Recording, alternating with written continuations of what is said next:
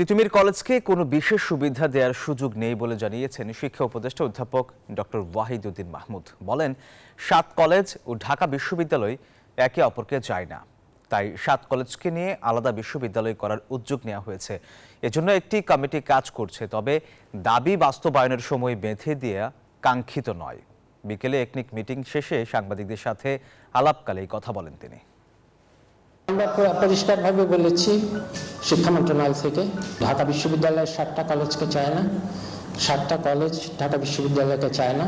এটা যুক্তিসঙ্গত। এই কারণে ৭টা কলেজকে পৃথকভাবে একটা বিশ্ববিদ্যালয় আদলে তৈরি করার জন্য একটা বিশেষজ্ঞ কমিটি আছে ইউজিসির চেয়ারম্যানের অধীনে।